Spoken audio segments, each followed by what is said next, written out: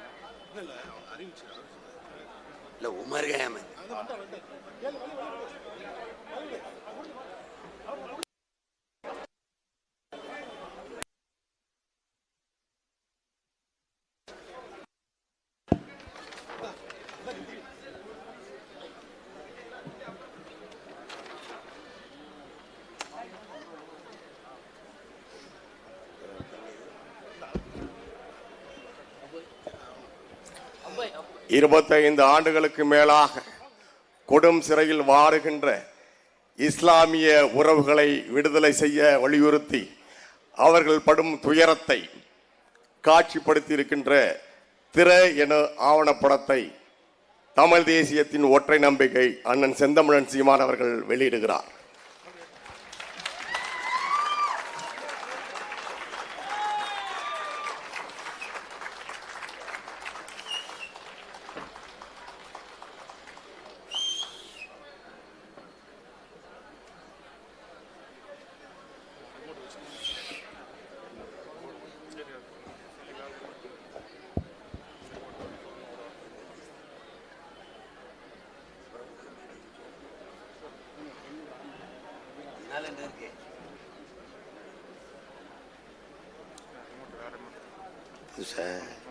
இல்லை எங்கம்மா பழி வாங்குறியா?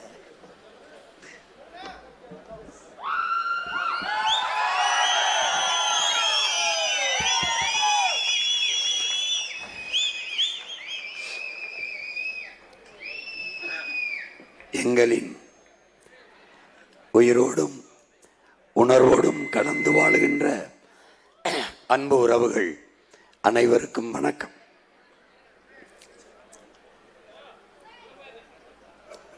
இதுவரை இந்த நிலத்திலே நடந்த தேர்தலை போல என் அன்பு சொந்தங்கள், எங்கள் பெற்றோர்கள், எங்கள் உடன் பிறந்தார்கள் இந்த தேர்தலை எதிர்கொள்ளக்கூடாது. தொடர்ந்து மாறி மாறி ஆட்சி செய்த அரை நூற்றாண்டுகளுக்கு மேலாக இந்த இரண்டு பெரும் திராவிட கட்சிகள் நம்ம எந்த அளவிற்கு ஒரு இழிநிலைக்கு, ஒரு தாழ்ச்சி வீழ்ச்சி நிலைக்கு தள்ளி இருக்கிறது என்பதை அறிவு சமூகம் ஆய்ந்தறிந்து தெரிய வேண்டும்.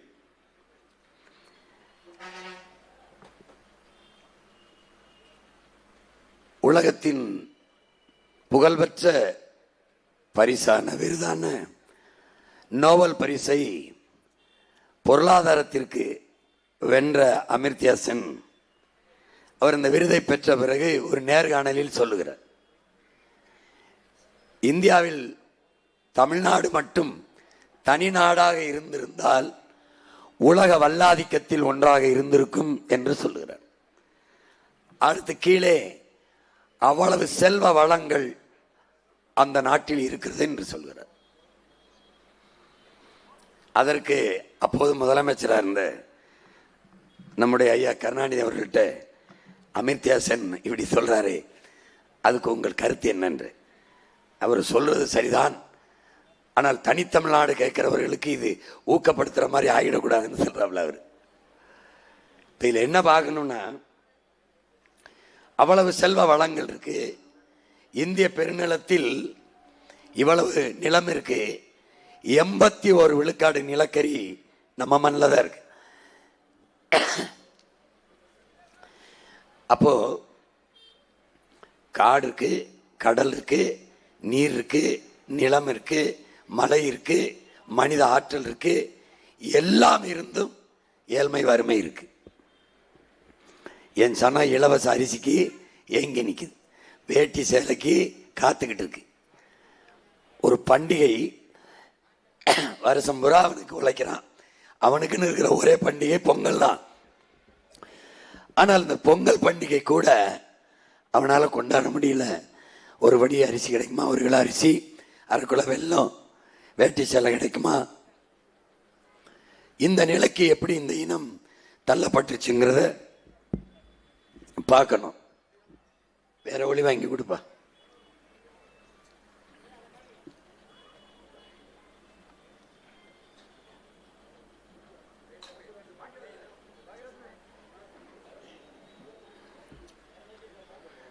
என்ன பிரச்சனை இது? என்னது இது?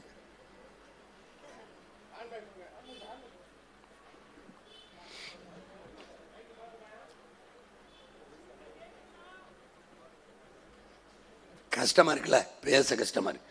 ரொம்ப கஷ்டப்பட்டு பேச வேண்டியது.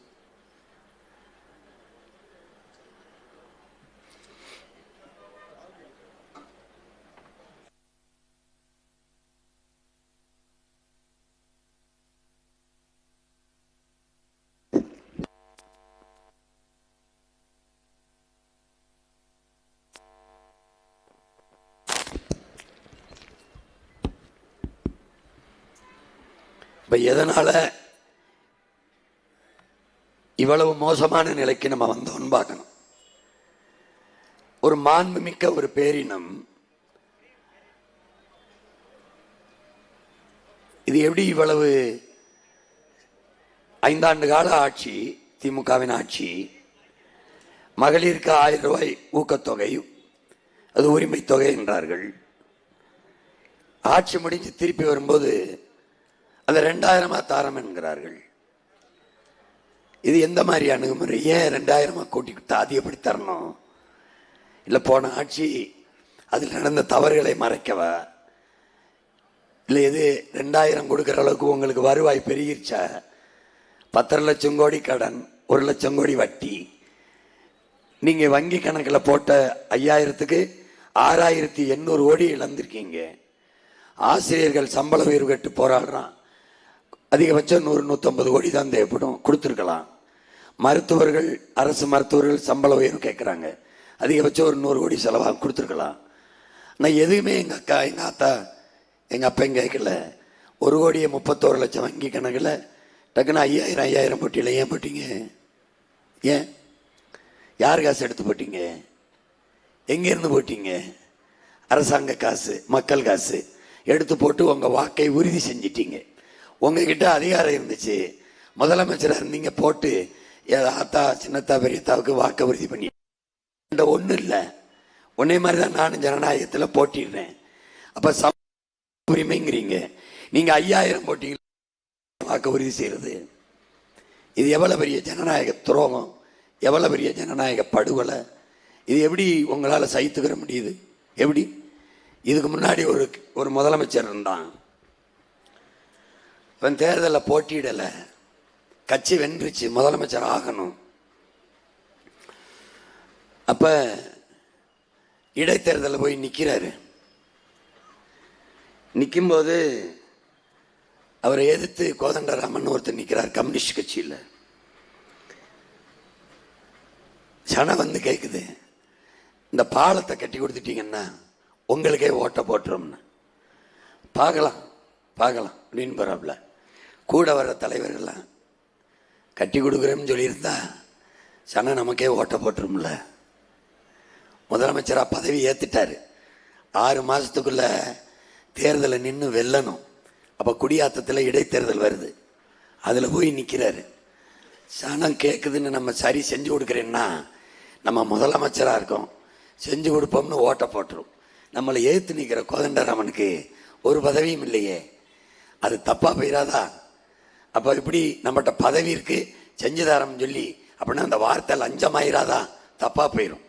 ஆனால் நம்ம மேலே நம்பிக்கை இருந்து போட்டா போடட்டும், ஜெயிச்சா செஞ்சு கொடுப்போம்ன்றாப்ல. யார் அவன்? யாரு? நம்ம தாத்தன் காமராஜ். அவன் பேரை இன்னைக்கு நிற்கதையா நிற்கிறேன்.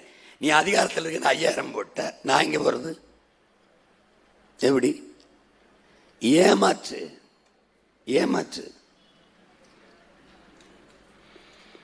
ஏமாத்துறவன் யாரு, இதையெல்லாம் மாத்தணும்னு நினைக்கிறவன் யாருன்னு கூட தெரியலனா உங்களை ஒருத்தனாலையும் காப்பாற்ற முடியாது.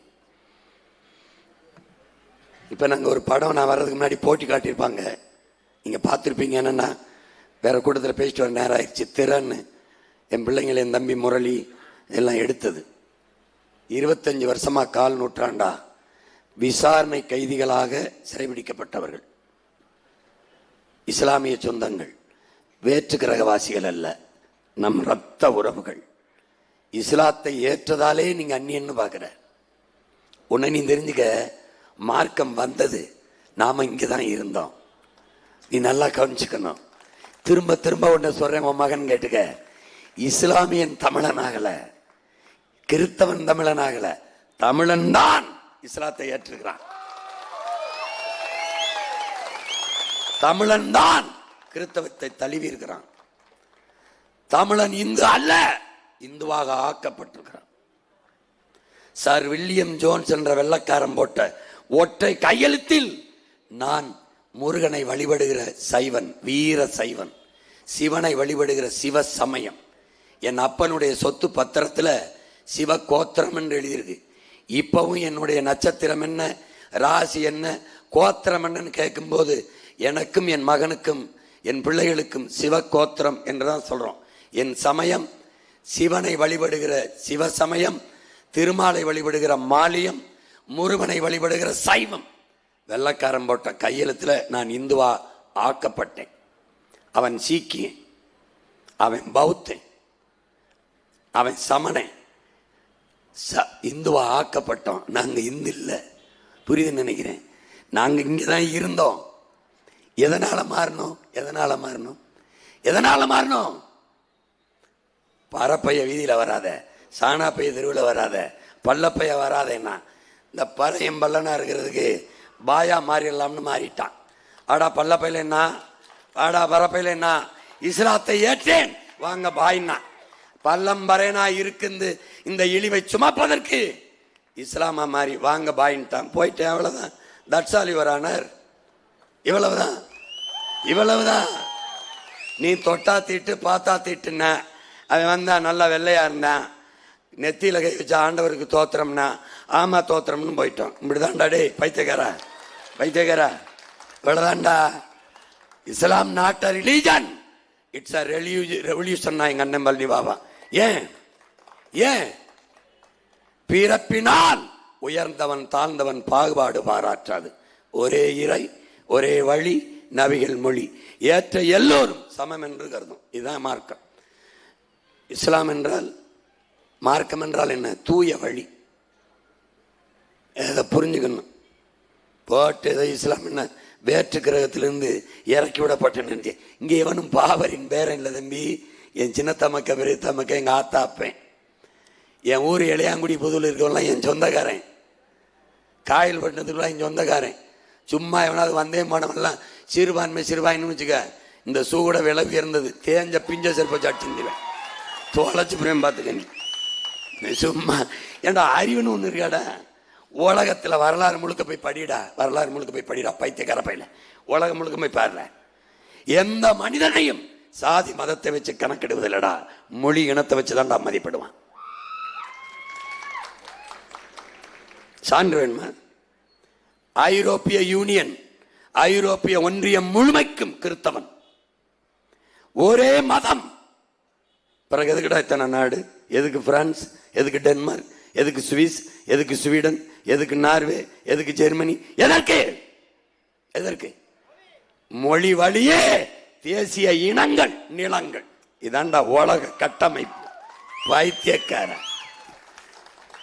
இங்கிலாந்து ஒரே மொழி ஒரே மதம், கிறிஸ்தவன். ஒரே இறை, இறைமகன் இயேசு. அப்புறம் ஏன்டா அயர்லாந்து தனியா போச்சு? ஏன் போச்சு? டிவேலரா எதற்காக அயர்லாந்து தனிநாடு கேட்டான்? நீ இங்கிலீஷ், நான் ஐரிஷ். இதாண்டா உலகம். இத படிக்காம நீ என்னத்துக்கு பள்ளிக்கூடம் போற, கல்லூரிக்கு போற? எதுக்கு போற? எதுக்கு போற? இந்தியாவிலிருந்து பாகிஸ்தான் ஓர் இறை, ஓர் வழி, நபி மொழி, ஒரே மதம் பிரிஞ்சான். அங்கிருந்து பங்களாதேசம் பிரிஞ்சு. உருது ஆட்சி மொழி என்றார் முகமது அலி ஜின்னா. என் தாய்மொழி என்னாச்சு என்றான் முஜிபுர் ரஹ்மான். அதான்டா அவன் உருது, நான் வங்காளி. நான் இஸ்லாத்தை ஏற்றுக்கிறேன். அவன் வங்காளி, அவன் உருது, அவன் அரேபியன், நான் தமிழன். இதான்டா கோட்பாடு. வைத்தியக்கார இங்க கிறித்தவன் ராபர்ட் கிளை வாரிசும் இல்ல, இங்க இருக்கிற இஸ்லாமியன் பாபரின் பேரனும் இல்ல. பார்த்து பேசிக்க, தொலைச்சு போடுவீங்க. ஆமா, ஓட்டு போட மாட்டேன். போடாத, போடாதடா, போடாத. உன்னை யாரு கேட்டா? யாரு கேட்டா? யாரு கேட்டா? யாரு கேட்டா? ஓட்டுக்காக நிக்கிற மகன் மாதிரியா இருக்குது இது. சாதி பார்த்தா போடாத, சாதிக்கணும்னு துடிக்கிற எண்ணத்தை பார்த்தா போடு. முன்னாடி நிக்கிறவன் என்ன மதம்னு தாடாத. உன் மகன் நான் பார்த்தா எனக்கு போடு. நான் போயிட்டே இரு, எவனுக்கோ போடு, எனக்கு அதை பத்தி கவலை இல்லை. இத்தனை வருஷம் போடாத ஓட்ட எனக்கு போட்டான்னா போடலைன்னா போடலைன்னா என்ன போடு. மறுபடியும் என் ஸ்டாலின்ட்ட நாட்டை கொடு கொடு. 2 வயசு பிள்ளை இப்போ கற்பழிக்கிறேன், இன்னொன்று கருவில் இருந்து வெளியில் வரும்போதோட கற்பழிப்பேன். அடுத்த 5 ஆண்டு கொடு கொடு. 6 லட்சம் பேர் தாலி எடுத்திருக்காளுங்க, இன்னொரு 6 லட்சம் பேர் அடுத்த 5 ஆண்டுல. போடா போடா. இங்க 2 தான் தம்பி போட்டி. ஒரு பக்கம் இலவசம், இன்னொரு பக்கம் தரமாட்டேன் தரமாட்டேன். அப்ப என்ன தருவாய்? இலவசம் பெற வேண்டிய ஏழ்மை வறுமை நிலையில் இல்லாது உனக்கு சிறந்த வாழ்க்கையை தருவேன். 3 இலவசம் என்ற சொல்லே இல்லாது என் நிலத்தில் ஒழிப்பேன். இலவசம் வார்த்தை என் வரலாற்றில் அழிப்பேன். அப்ப எப்படி நீ என்னதான் செய்வ? கல்வி, உயர்ந்த கல்வி, உலகத்தரத்திற்கு கல்வி. என் பிள்ளைகளுக்கு முதல் கையெழுத்து போடுவேண்டா முதலமைச்சர் சீமான். அப்ப 2வது கையெழுத்து பேசுறேன் பாரு. கல்வி மானுட உரிமை, கொடுக்க வேண்டியது அரசின் கடமை, கொடுக்காமல் இருப்பது மாபெரும் மடமை, மாபெரும் கொடுமை. அவன் என்ன பண்ணுவேன்? ஒரு நாட்டின் வளத்திலே ஆகப்பெரிய வளம் அறிவு வளம், அதை கொடுக்க வேண்டியது அரசின் கடமை. கல்விக்கு கடன் கிடையாது, கல்வியை கொடுப்பதே அரசின் கடன். அப்ப என்ன பண்ணுவேன்? என்ன பண்ணுவேன்? பேசுறேன் பாரு. உன் மகன் பேசுறேன் பாரு, உடன் பிறந்தவன். பெற்றுக் கொடுங்கள் பிள்ளைகளை, கற்றுக் கொடுக்கிறோம் நாங்கள். பிள்ளைகள் உங்கள் வீட்டின் செல்வங்கள் அல்ல, தமிழ் தேசிய நாட்டின் செல்வங்கள். புரியுத? பெத்து என்ற ஒப்படைச்சிட்டு போயிட்டே இருக்கணும். அவன் என்ன படிக்கிறான்னு நீ முடிவு பண்ணக்கூடாது, அவனும் நானும் முடிவு பண்ணுவோம். ஐயா நான் டாக்டர், போயா படி. ஐயா நான் இன்ஜினியர், போயா படி. ஐயா நான் போறேன் அப்படி ஆராய்ச்சி படி. என்ன படிக்கணுமா? ஓட போறேன் ஓடு, பாட போறேன் பாடு, ஆட போறேன் ஆடு. என்ன படிக்கிறான்னா படிப்பு. ஒண்ணுமே வரல, டூரிஸ்ட் கைடு, ஊர் ஊரா சுத்தி சுத்தி பாயா. ஊட்டிய பாரு, கொடைக்கானல பாரு, ஏற்காட பாரு. ஐயா இவையா வெளிநாட்டில இருந்து இந்த சுற்றுலாவுக்கு வருவான், அவனுக்கு சுத்தி சுத்தி காட்டியா உனக்கு 2 லட்சம் சம்பளம்யா, போய. படித்தவன் படிக்காதவன் அனைவருக்கும் அரசு வேலை. பசி என்ற சொல்லே இல்லாத ஒழிப்பேன். வேலை இல்லை என்ற சொல்லே இங்க இருக்காது. வறுமைக்கும் வறுமை வரும். ஒழிச்சு காட்டுனால மட்டும் பாரு. நீ வேலை இல்லைன்னு சொல்ல முடியாது. வெட்டி பேச்சு, சாதி பேச்சு, மதம் பேச்சு தொலைச்சு போடுவேன். போய் உடற்பயிற்சி செய்யணும், நூலகம் இருக்கும், படிக்கணும், ஒழுங்கா வேலை செய்யணும், சம்பளம் வரும், சாப்பிட்டு நிம்மதியா வாழணும். போட்டு சாதி பெருமை பேசி மத பெருமை பேசி தொலைச்சு போடுவேன். பச்சை மட்டையோடு தான் வருவேன் எல்லா பேருக்கும். ஒழுங்கா தெரியணும், ஒழுங்கா தெரியணும். ஏன் என்ன இப்படி பேசுறேன்? இப்படித்தான் ஆட்சியை செய்வேன். நீ எப்படி வேணாலும் இரு, ஏதோ மணிக்க உனக்கு மிக்சி தரேன், கரண்ட் தரேன், ஃப்ரிட்ஜு தருவாரு, அதுக்குள்ள எதை வைப்ப? அதே வந்து தருவேன். காய்கறி எதை யாரு தருவா? என் விவசாயி தான் தரணும். மிக்சி மிளகா மஞ்சள் இந்த மல்லி யாரு தருவா? எங்க அப்ப சம்சாரி விவசாயி. கிரைண்டர் அரிசி பருப்பு உளுந்து யாரு தருவா? எங்க விவசாயி. ஒழுங்கா வச்சு கிரைண்டருக்கு போடாம விவசாயிக்கு போட்டு நாட்டை காப்பாத்து காப்பாத்து. நேரம் ஓடிட போகுது. ரொம்ப முக்கியமான இது நம்ம ஆட்சி முறை. ஆட்சி முறை உன் மகன் சொல்லும்போது, உன் அண்ணன் உன் சித்தப்பன் சொல்லும்போது என்ன தரான் தெரியுமா? சர்வாதிகாரம் ஆட்சி செய்வேன்றாப்ல, அன்பான சர்வாதிகாரியான்றாப்ல. அன்பான சர்வாதிகாரமாக தான் ஆட்சி நடத்துவேன். வேணும்னா எனக்கு ஓட்டு போடு, இல்லைன்னா என்னை விட்டு. அன்பான சர்வாதிகாரமாக தான் ஆட்சி நடத்துவேன். பாரு எப்படி ஆட்சி நடத்துவேன். தன்னலமற்ற அன்பான சர்வாதிகாரம். இவனை யாருன்னு சொல்ற? சர்வேஸ்வரன்கிற. அப்படின்னா என்ன அர்த்தம்? சர்வ ஆற்றலும் கொண்ட இறை, சர்வ ஈஸ்வரன், சர்வ அதிகாரம், முழுமையான ஆளுமை, முழுமையான அதிகாரம், எல்லாம் பெற்றவன் சர்வேஸ்வரன். சர்வேஸ்வரன் என்ன கேட்டாலும் தீர்த்து வைப்பான். அப்ப சர்வாதிகாரம், நீ என்ன பிரச்சனைனாலும் தீர்த்து வைக்கணும். அதுதான் சர்வாதிகாரம். புரிஞ்சிருச்சா? அந்த ஈசனின் பேரை முன்னாடி நிற்கிறேன், நீ என்ன கேட்டாலும் சரி பண்ணு.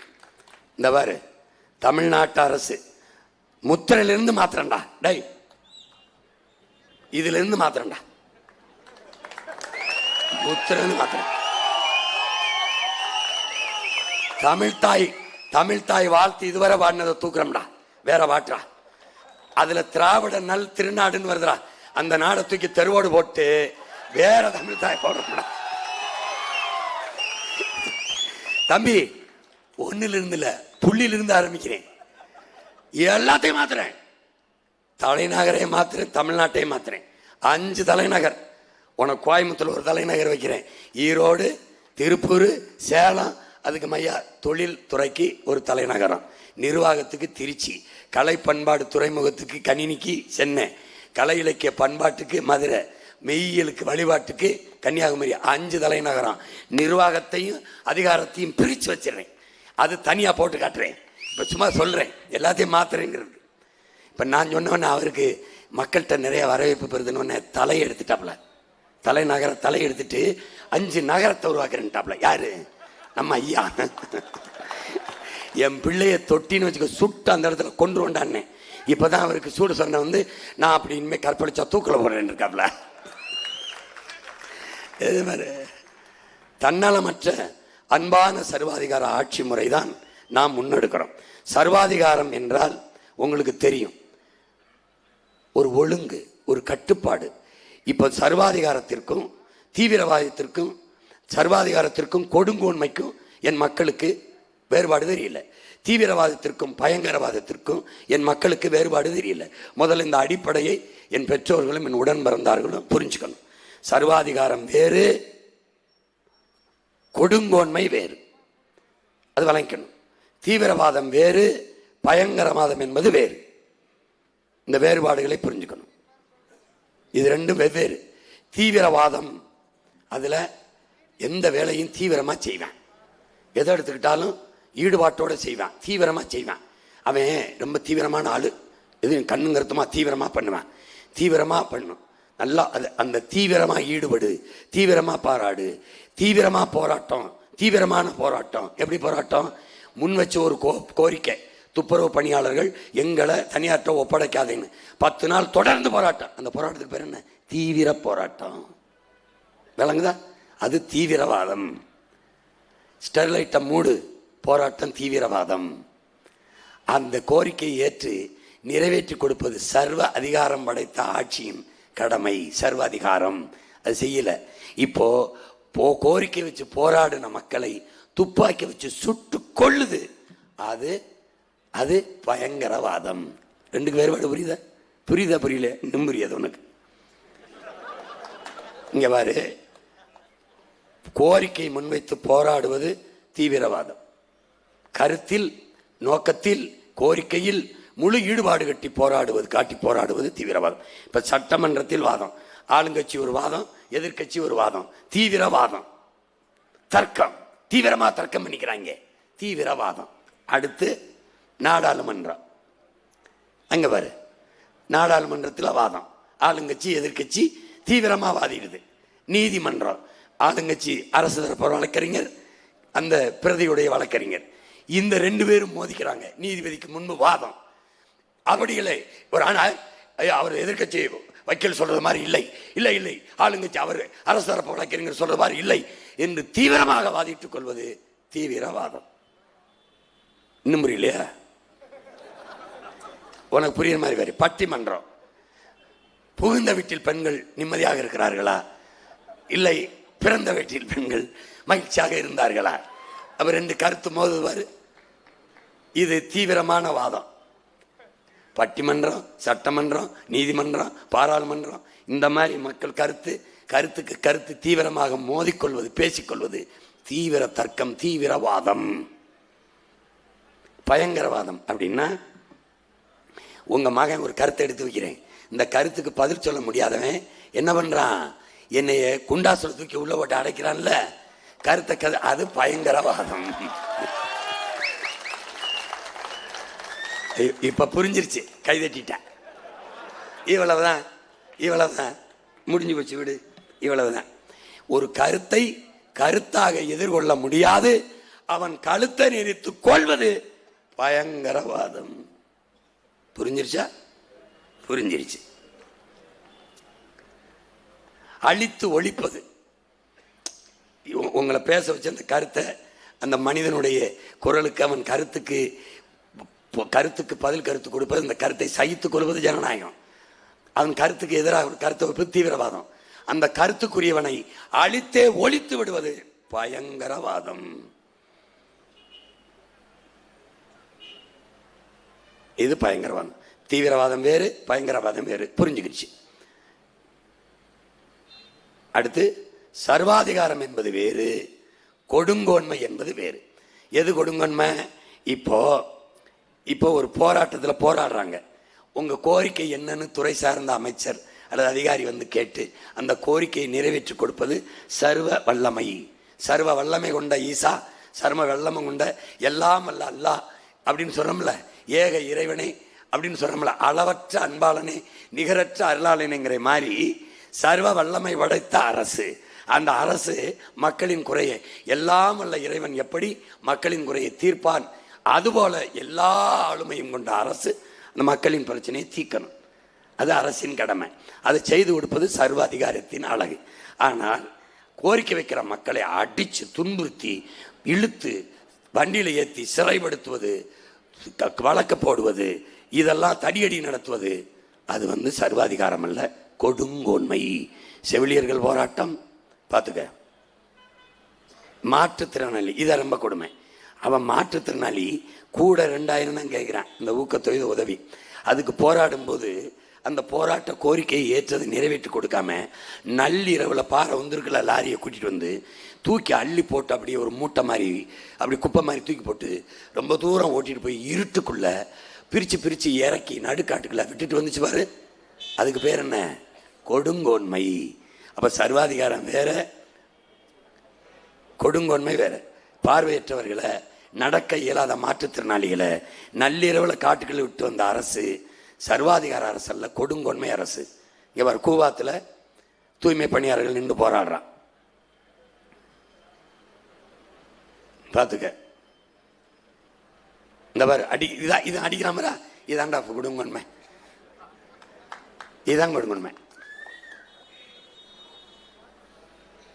சிஐக்கு எதிரான போராட்டம்,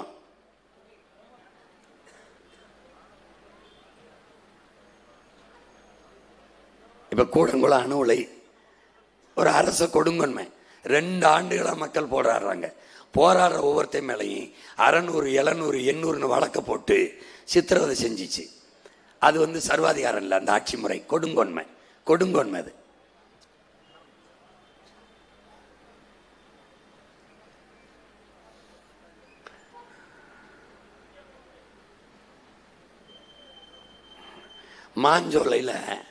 மாஞ்சோலை தோட்ட தொழிலாளிகள் அந்த கூலி உயர்வு கேட்டு போராடும் போது ஒன்று கூலி உயர்வு கொடுக்கணும். அவன் உழைப்புக்கு தான் ஊதியம் கேட்குறான். அவன் உழைப்பில் தான் நீ லாபம் ஈட்டுற. லாபத்தில் இதை 1 விழுக்காடு 2 விழுக்காடு கூட கேட்குறான். அதுக்காக தடியை நிறுத்தி துப்பாக்கி நடத்தி 19 பேருக்கு மேலே தாமிரபரணி ஆற்றங்கரையில் கொன்று குவிச்சுது. அதுக்கு பேர் என்ன? கொடுங்கோன்மை. அரச பயங்கரவாதம். பாரு, சுட்டு கொன்று மிதக்க விட்டுருச்சு. பாரு எப்படி செத்து கிடக்கிறான் பாரு. யார் நினைக்கிற? நம்ம அக்கா, அது அண்ணன் தம்பி தான். பாரு,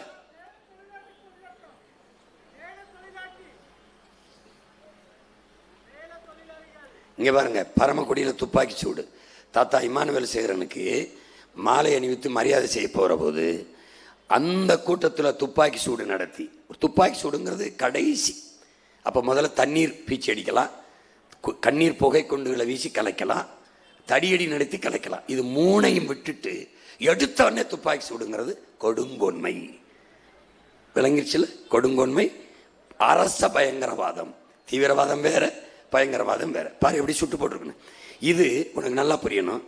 தூத்துக்குடி போராட்டம் மக்கள் புரட்சி. ஸ்டெர்லைட்டால் எனக்கு நீர் நஞ்சாயிருது, காற்று நஞ்சாயிருது, நுரையீரல் தொற்று புற்று வந்து என் மக்கள் சாகிறான், 60-70 விழுக்காடு புற்றுநோய் ஆயிடுச்சு, இதை மூடுன்னு சொல்கிறான். சொல்லும்போது மக்கள் கிளர்ச்சி அணிவகுத்து வராங்க. அங்கே தலைவனும் இல்லை, ஒரு கொடியும் இல்லை, வெறும் மக்கள். இப்போ மாவட்ட ஆட்சியர்கிட்ட மனு கொடுக்க வரும்போது நீங்கள் ஒரு முன்னாடி ஒரு 2-3 பேர் வந்து மனுவை கொடுத்துட்டு போங்கன்னா பிரச்சனை முடிஞ்சிருது. ஒரு தடுப்பானை போட்டு 2 பேர் 3 பேர் முக்கியமானவங்க வந்து ஆட்சியர்கிட்ட மனுவை கொடுங்க, அவ்வளோதான். ஆனால் கலவரம் வரும்னு எப்படி முன்கூட்டியே கணிச்சது? சரி கணிச்ச, இப்போ கலவரமே வந்துச்சு. என்ன வந்துச்சு? மாவட்ட ஆட்சியர் ஒளிகண்ணானா நின்று கத்திட்டு போக மாட்டான்னா இல்லை. அப்படியே வந்தாலும் தண்ணீரை பீச்சி அடிச்சிருக்கலாம், தடியடியே நடத்திருக்கலாம், கலைச்சிருக்கலாம், கண்ணீர் போக கொண்டே வீசி கலைச்சிருக்கலாம். நீ உயர்ந்த வாகனத்தை கொண்டு வந்து அது மேலே ஏறி கலவரம் தான் வரும்னு எப்படி படுத்த? தொலைநோக்கில் தூரம் இருந்து சுடுற ஸ்னைப்பருங்கிற துப்பாக்கியை தொலை தூரத்தில் குறிபார்த்து சுடுற அந்த துப்பாக்கி எடுத்துக்கிட்டு எப்படி ஏற்கனவே ஆயுதத்தோடு தயாராக இருந்த? எப்படி இருந்த? கலவரம் வரும்னு சொன்னவன் யாரு? சுட சொல்லி உத்தரவு போட்டவன் யாரு? எங்கிருந்து வந்தது? யார் உனக்கு சொன்னது? அப்படியே சுட்டாலும் இடுப்பு கீழே சொன்ன எடுத்தவன கழுத்தில் நெஞ்சில் எப்படி சுட்ட? இந்த செயல்தான் என் உடன் பிறந்தவனே, என்னை பெற்றவர்களே, அரச பயங்கரவாதம், கொடுங்கோன்மை. மக்களின் புரட்சியை அடக்கிய ஒருவர் புரட்சி தமிழன் என்று பட்டம் போட்டுருக்காப்ல. பார்த்துக்க.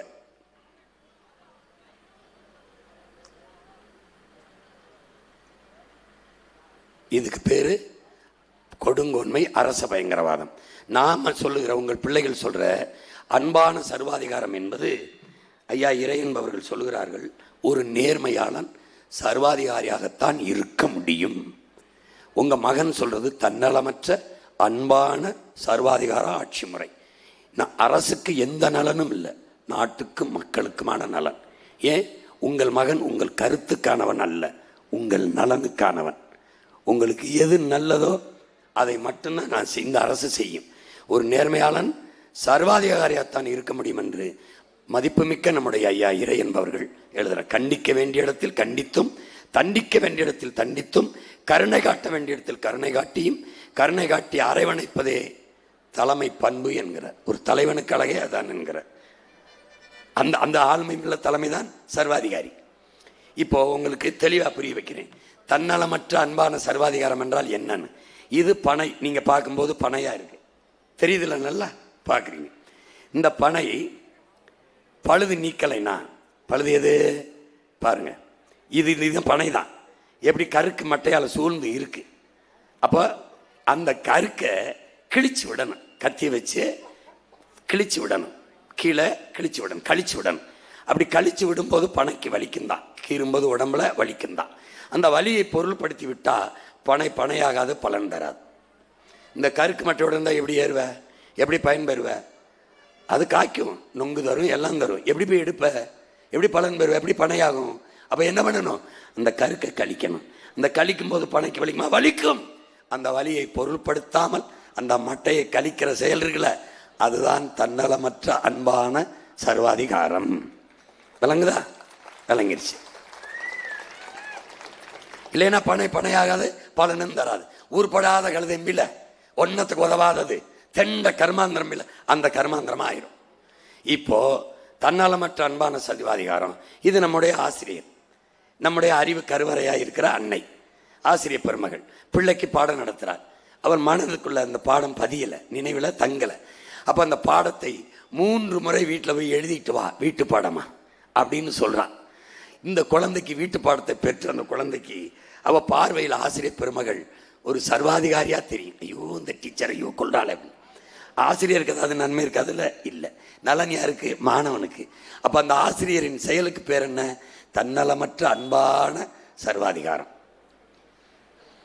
விளங்கிருச்சுல?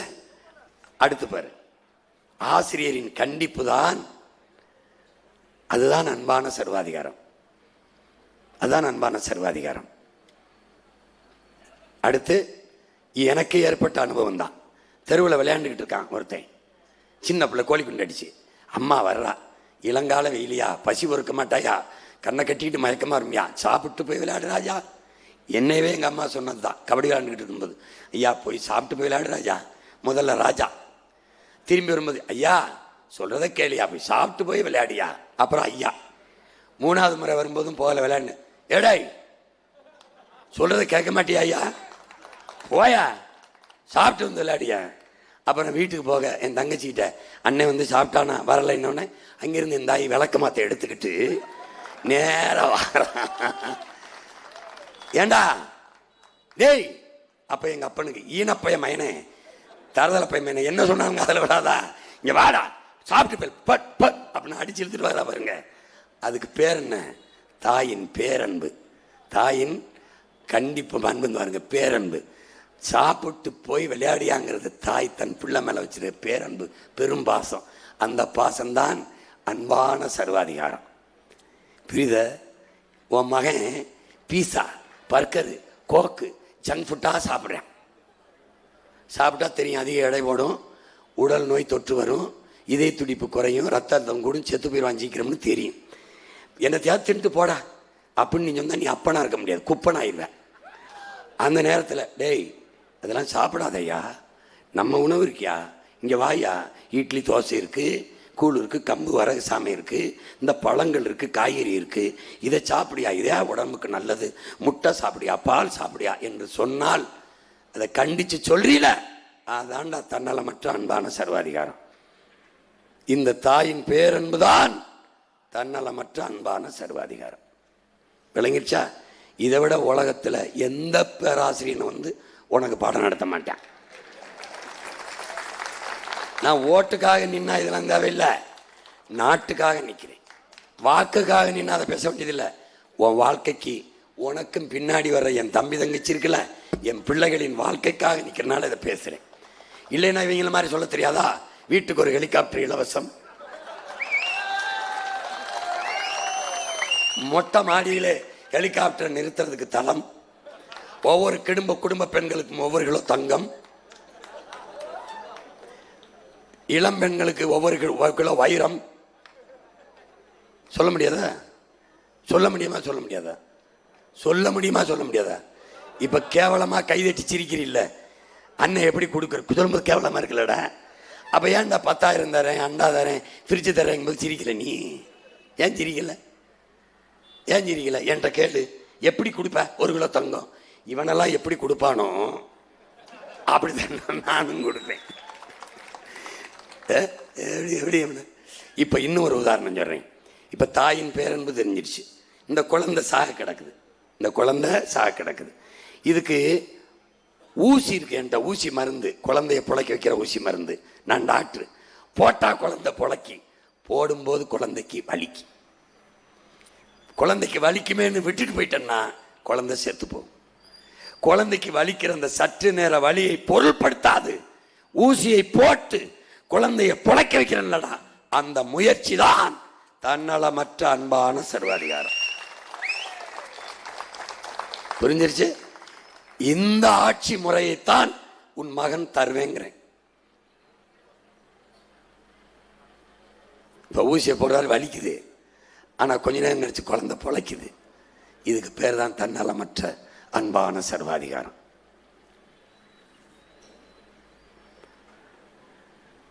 இப்ப இந்த ஆட்சி முறையைத்தான் நம்ம ஆட்சி பின்பற்றுது. இதுதான் நம்ம அரசு, தன்னலமற்ற அன்பான சர்வாதிகார முறையை. இங்கே என்ன என் பிள்ளைகள் கற்றுக்கொள்ளணும், என் பெற்றோர்கள், குறைந்தபட்ச ஜனநாயகத்தை நிறைவேற்ற இங்கே குறைந்தபட்ச ஜனநாயகத்தை நிறைவேற்ற இங்கே அதிகபட்ச சர்வாதிகாரம் தேவைப்படுது. கீழ்ப்படியை கற்றுக்கொள்ளாதவன், கைகட்டி வேலை செய்ய தயாராக இல்லாதவன் கை நீட்டி கட்டளிடுகிற தகுதியை பெற மாட்டான். தன்னை தாழ்த்தி கொள்ள தயாராக இல்லாதவன் ஒருபோதும் தலைமை ஏற்கிற தகுதியை பெற மாட்டான். கற்றுக்கொள்ள இயலாதவன் கற்பிக்கிற ஆற்றலை பெற மாட்டான். புரியுதா? படிக்க இயலாதவன் படிப்பிக்கிற ஆற்றலை பெற மாட்டான். எது ஒன்றையும் இழக்காதவன் பிரிதொன்றை அடைய முடியாது. இந்த அடிப்படையில் நம்ம ஆட்சியை கட்டமைக்கிறோம். எப்படி? இங்க பாரு, அதை சொல்லிட்டேன். அதுதான் உனக்கு அந்த தத்துவமா சொன்னதை அப்படி போட்டிருக்கேன். வேக கட்டுப்பாடு எப்படின்னு சர்வாதிகம். இப்போ 60 ஐயரை மாத்திரை, அதாவது கிலோமீட்டர் ஆங்கிலத்தில் கிலோமீட்டர், நம்ம இதில் ஐர மாத்திரை.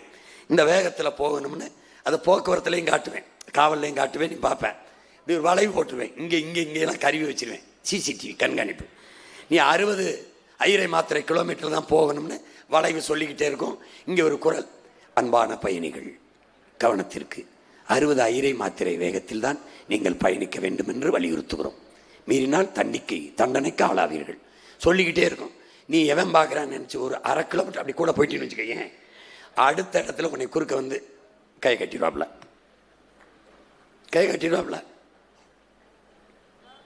ஒரு 1/2 கிலோமீட்டர் அப்படி அப்படி அப்படி அப்படி போயிட்டேன்னு வச்சுக்க, தம்பி இங்கே வாங்க,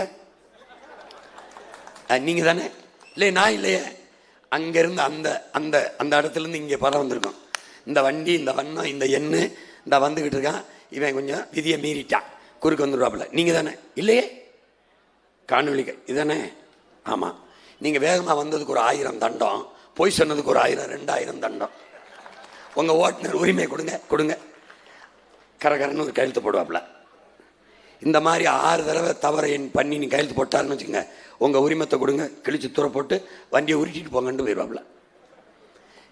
சிங்கப்பூர் 12 தவறுகளை பொறுக்குது. உன் பிள்ளை உன் உடனே இருந்தவன் 6 தவறுகளைத்தான் பொறுப்பேன். அதுக்கு மேலே வாழ்நாளில் எப்போவுமே நீ வண்டி ஓட்ட முடியாது, வீட்டில் வச்சு தொடச்சி பூஜை தான் பண்ணணும்.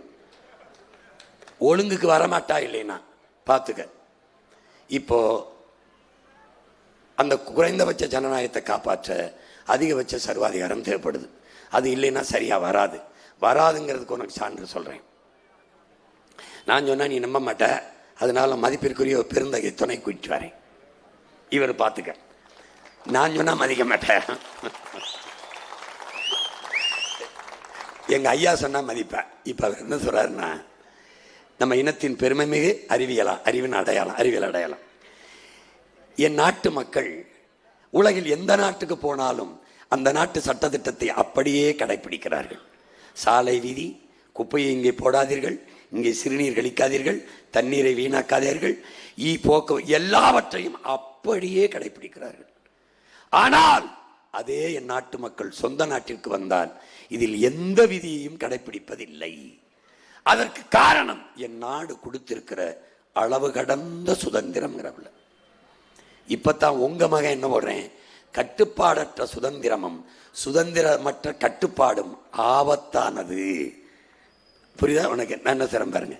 இப்போ அவர் எப்படி சொல்றாருன்னா, ஐயா இங்கே பாரு, உலகத்தில் மலேசியா போ, சிங்கப்பூர் போ, துபாய் போ, சவுதி போ, இல்லை அமெரிக்காவோ ஆஸ்திரேலியாவோ, அந்த நாட்டில் என்ன விதியோ அப்படியே கடைப்பிடிப்பேன், ஒழுக்கமாக இருப்பேன். மேட்டுப்பாளையத்துலேருந்து போனவொன்னே அப்படி தான் இருப்பான், சூலூர்லேருந்து போனவொன்னே அப்படி தான் இருப்பான். புரியுதா? தொண்டமாலையிலேருந்து போனவன் அப்படி தான் இருப்பான், தொண்டாமத்துலேருந்து போனவன் ஒழுங்காக இருப்பான். சொந்த நாட்டில் பாரு, நடு சாலையில் ஒன்று கடிச்சிட்டு இருப்பேன், பீர் போத்தலை குடிச்சிட்டு ரோட்டில் போட உடச்சிட்டு போவேன், குறுக்கு மறுக்குமா பைக்கை போய் அப்படி முன்னாடி நிறுத்துவேன். புரியுதா? பாரு என்னென்ன சேட்டை பண்ணுவாங்க பாரு. குப்பையை எப்படி போடுவேன், அப்படியே குப்பை கூட இருக்குல்ல அதில் போட வேண்டியதானே, வெண்ணெய் கீழே போடுவாப்புல. மாடியில் இருந்துக்கிட்டு அப்படி தூக்கி போடுவாங்க குப்பையை. உன் மகன் ஆட்சிக்கு வந்தவொன்னு என்ன ஒன்று தெரியுமில்ல, வீட்டை மட்டும் எட்டி பார்க்க மாட்டேன், வீட்டை விட்டு வெளியில் வந்தேன்னா 2 கண்ணு உன்னை பார்த்துக்கிட்டே வரும். பொம்பளை பிள்ளைய கேளி பண்ண, தாலி அறுத்த, பைய அறுத்த, சேட்டை பண்ணான்னு வச்சுக்க, செத்த கொண்டே வருவேன். என்ன பண்ணுவேன், நாட்டையே கண்காணிப்பு கருவி சிசிடிவி கருவியால் நிறைச்சி வச்சிருவேன். ஒவ்வொரு இடமும் 2 கண்ணு உன்னை பார்த்துக்கிட்டே இருக்கும். நான் இந்த ஒரு சோ பிக் பாஸ் இல்லை, ரியல் பிக் பாஸ் பார்த்துக்கிட்டே இருப்பேன். ஐ ஆம் வாட்சிங். நீ ஓட முடியாது, ஒழிய முடியாது, தப்பிக்கவே முடியாது என்கிட்ட. நீ இப்படி தாலி இப்படி சங்கிலி அறுத்துட்டு அங்கே வருவேன். இங்கே வாடா கலெக்டரா சட்டைய, உட்கார்றா, எடா பச்சை மட்டைய, அடா முது தோல் அப்படி சட்டையை கலட்டின மாதிரி பிஞ்சு வரும்ல, உப்பு தண்ணி இருக்குல்ல, உப்பை நல்லா கரைச்சி ஊற்றுவாம்பாரு. அன்னைக்கு ஒரு வழி வரும்பாரு, எந்த சென்மத்திலையும் சாகிற வரை நீ தப்பு பண்ண மாட்டேன். பார்த்துக்க, தொலைச்சி போடுவேன். விதியை ஒழுங்காக கடைப்பிடிக்கணும். அளவு கடந்த சுதந்திரம் கொடுத்து என் நாடு கெடுத்துருச்சுங்கிறாப்பு. புரியுதா? இது யாரு தெரியுதா? நம்ம தாத்தே. படிக்காதவன், படித்த பல பேருக்கு வழிகாட்டினவன். புரியுதா? படிக்காத மேதை இல்லை, படித்தவனையெல்லாம் தாண்டின மேதை. இங்கே பாரு என்ன பண்ணுறாருன்னு பாரு. வைகையில் ஒரு அணையை கட்டுறார். பல மாவட்டங்கள் வறண்டு இருக்கு. அப்போ அணை வேணும்னு முடிவெடுக்கிறார், நீரை தேக்கணும்னு. அப்போது 20 கிராமத்தை மக்களை காலி பண்ணுறார். மக்கள்லாம் கொந்தளிக்கிறான். மாற்று இடத்தை கொடுத்து பணமும் கொடுத்துறாரு. அதாவது இழப்பீடு, காம்பன்சேஷன் கொடுத்துறாரு. வைரமுத்து ஐயாவுடைய, நம்ம ஐயா வைரமுத்து ஊரும் அதில் இருந்துருது, வடுகப்பட்டி அதில் இருந்துருது. அந்த எல்லாம் ஒரு தாய் கிராமம் எல்லாம் போயிடுது. மக்களை வேறு இடத்துக்கு குடியேற்றிட்டு அணையை கட்டுறாரு. கட்டி முடிச்சிடுறாரு. அணையை திறக்க போகிறாரு நம்ம ஐயா. அப்போ 300 பேர் கருப்பு கொடியை காட்டி காமராஜ் திரும்பி போ வராதேன்னு காட்டுறேன். வண்டியை ஓட்டுனவர் கூட இருந்த தலைவர்கள், ஐயா திரும்பி போயிடலாமியாங்க. இல்லை வண்டியை விலைக்கு ஓட்டுன்னே. வண்டியை விலைக்கு ஓட்டி போகிறாப்புல. போய் அங்கே போனால் 300 பேர் இங்கே ஒழிக, இங்கே 10,000 பேர் வாழ்க. பாரு எப்படி எல்லாம் ஊரை காலி பண்ணி போகிறாங்க. அணையை கட்டிட்டாரு. திறக்க போகிறாரு. போகும்போது 300 பேர் வர வேண்டாம் போன்னு கத்துறான். விலைக்கு போகிறாரு. திரும்பி போகிறார். அங்கே 300 பேர் எதுக்குறான். காமராஜருக்கு 10,000 பேர் வரவேற்கிறான். இப்போ அந்த தலைவர்கள்ட்ட சொல்கிறாரு, எதை பார்க்க சொல்கிறா இன்னே, எதை பார்க்க சொல்கிறான்ல நம்ம ஐயா சாலை இளைஞரன் சேதாரம் இல்லாமல் நகை செய்ய முடியாது, சிலரேனும் சாகாமல் பகை வெல்ல முடியாதுங்கிறாப்புல. நீங்கள் பாரு, நிலத்தில் அவரை, கொளிஞ்சி, சனப்பை புல், இந்த செடிகளெல்லாம் அழித்து உரமாக போடுற. இதுவும் உயிர் தான், இதுவும் செடி தான். அழித்து உரமாக போட்டு நல்லா உழுது மக்கி உரமாக்குற. தலைச்சத்து இலைச்சத்தை உரமாக்குற. எதற்காக? இன்னும் ஒரு செடி நல்லா வளர. என்ன செடி? நெல்லு செடி, மிளகாய் செடி, பருத்தி செடி, கத்தரிக்காய் செடி. ஒரு செடி நல்லா வளர பல செடி உரமா விழுகுது. இப்போ உன் மகன் என்ன நினைக்கிறேன், அடுத்த தலைமுறை நன்றாக வளர உரமாக இருக்கிறதுக்காகத்தான் உன் மகன் இந்த களத்தில் நின்று போராடிட்டு இருக்கேன். புரிதுன்னு நினைக்கிறேன். அதுதான் தன்னலமற்ற அன்பான சர்வாதிகாரம். இப்போ அந்த 20 கிராம மக்களின் பார்க்காம 6-7 மாவட்டத்தை வாழ வைத்தான் நம் தாத்தா காமராஜ். இது கேரளா. இந்த மலை கேரளா. இந்த மலை 3-4 கிலோமீட்டருக்கு குறுக்களவில். இதை குடஞ்சி அந்த பக்கம் தண்ணி கிடக்கு வீணா. இதை உள்ளே போய் குடஞ்சி எடுத்துக்கிட்டு வந்துட்டா தண்ணியை கோயம்புத்தூரில் பொள்ளாச்சி பகுதியில் இருக்கிற 1 லட்சம் 2 லட்சம் ஏக்கரை விளைநிலங்களை வாழ வச்சிடலாம். என்ன பண்ணுறதுன்னு தெரியல. இன்னைக்கு இருக்கிற அறிவியல் தொழில்நுட்பம் தாத்தாட்ட இல்லை. இருந்தால் இன்னைக்கு நிறைய எந்திரம் இருக்குது. அப்படியே பிளேடு இதெல்லாம் இருக்குது. சரன்னு அறுத்து ஒரு வாரத்தில் வெளியே தள்ளிடுவான். பொக்களின் இருக்கு, உள்ளே எடுத்துகிட்டு வந்துடுவான். அன்னைக்கு நாட்டு வெடிகுண்டும் சிறு கடப்பாறையும் சுற்றியும் சம்மட்டியும் தான் இருந்துச்சு. அதை வச்சு தான் 4-5 கிலோமீட்டர் உள்ளே போக முடியும். போய் உடச்சி எடுத்துகிட்டு போயிட்டா அங்கேருந்து தண்ணியை கொண்டு வந்துடலாம். இவன் என்ன செஞ்சிருப்பாருன்னு நினைக்கிறேன். போய் திரும்பி வரலைன்னா பிணம், திரும்பி வந்தா பணம். இப்போது குறைஞ்சது 300-400 பேர் செத்துருப்பான், உயிரை கொடுத்துருப்பான். அவன் உயிரை கொடுத்து 2 லட்சம் 3 லட்சம் ஏக்கரை இன்னைக்கு வாழ வச்சுக்கிட்டு விளைய வச்சுக்கிட்டு இருக்கான்னா, அந்த செயலை நம்ம தாத்தன் துணிஞ்சு எடுதான் பாரு. கனால்னு இன்னைக்கு ஆலியார் அணை இருக்குன்னா அது நம்ம தாத்தன் கட்டுனது. இன்னைக்கு பல மாவட்டம் அந்த இடத்துல பல ஏக்கர் நிலம் செழிப்பாக வளருதுன்னா நம்ம தாத்தன் கட்டுனது. அவன் இதை பொருள்படுத்தாமல் கட்டின செயலுக்கு பேர் தான் தன்னலமற்ற அன்பான சர்வாதிகாரம். எப்படி செய்கிறார் பாரு. அந்த பக்கம் இருக்கு தண்ணி, மலையை குடஞ்சு கொண்டு வரணும். இப்போ இந்த எந்திரம் இல்லை, இப்போ இந்த எந்திரம் அப்போ இல்லை. என்ன இருக்குது? இது கூட இல்லை. பெட்ரோமேக்ஸு, இந்த அரிக்கன் விளக்கு அதான் இருக்குது. தீப்பந்தம் அதான் வச்சு சுத்தியல், இந்த நாட்டு வெடிகுண்டை வச்சு உடச்சி எடுத்து பல காலங்கள் வேலை செஞ்சு அந்த பக்கம் இருந்த தண்ணியை கொண்டு வந்துட்டாவில். கொண்டு வந்து அந்த கனால் வழியை ஆலியாரில் அணையை கட்டி இன்னைக்கு அவன் பாரு இன்னைக்கு எத்தனை நிலத்தை செழிக்க வச்சிருக்கான்னு பாரு. அந்த செயலுக்கு பேர் தான் தன்னலமற்ற அன்பான செல்வார். இவர் யாரு? மாசெத்துங் சீன புரட்சியாளர். உனக்கு தெரியும், மாவோன்னு செல்லமா சொல்கிறோம். இவன் சீனாவின் கதிர் மஞ்சள் நதி. அந்த புரட்சி அதை செஞ்சனை படையை நடத்தி போகும்போது நிறைய பேர் இறந்து போகிறாங்க. அப்போ அவர் இறந்தவர் போக இருப்பவர் முன்னேறுகன்னு போய் அங்கே பாரு இதே மாதிரி மலையை தகர்க்கிறார். இது மஞ்சள் நதி, சீனாவை வளப்படுத்துகிற மஞ்சள் நதி. என்ன பண்றாரு, அன்னைக்கு அந்த மலைக்கு முன்னாடி போய் நிற்கும் போது மக்கள் கேட்குறாங்க, 1,00,000 பேர் தான் இருக்கும், இந்த மலையை எப்படி உடைக்கிறதுன்னு. அந்த தலைவன் சொல்றான், மக்கள் தாண்டா 1,00,000, கைகள் 2,00,000டாங்கிறான். என்ன நம்பிக்கை விதைக்கிறான் பாரு. உடைடான், உடைச்சு திறந்து தண்ணியை கொண்டு வந்துட்டான். சீனா இன்னைக்கு வளமையா இருக்குன்னா அந்த மஞ்சள் நதி. அதை தான் உங்க பிள்ளை சொல்றேன், எது ஒன்றையும் இழக்காமல் பிரிதொன்றை அடைய முடியாது, சேதாரம் இல்லாமல் நகை செய்ய முடியாது, சிலரேனும் சாகாமல் பகை வெல்ல முடியாது. சாலை இளந்திரையினர் பார்த்துக்க. இது யாரு? பேருந்து. 60 பேர் போறானா, 60 பேருக்கு பஸ் ஓட்ட தெரியும், பேருந்தோ ஓட்ட தெரியும். 60 பேர் ஸ்டேரிங் இப்படி திருப்பி, ஐயா அப்படி போடுறியா, இப்படி போடியா, பிரேக்க போடு, லெப்ட்ல திருப்பு அப்படின்னா நீ ஊர் போய் சேர மாட்ட. 60 பேர் போனாலும் ஒரு டிரைவர், ஒரு கண்டக்டர், ஒரு ஓட்டுநர் தான் ஓட்டணும். புரியுதா? எல்லாருக்கும் ஓட்ட திரும்பி ஸ்டேரிங் பிடிச்சி இழுக்கூடாது. அப்படி இழுத்தா என்ன ஆகும்? ஊர் போய் சேர மாட்டேன். எங்க போவாயின் பாரு,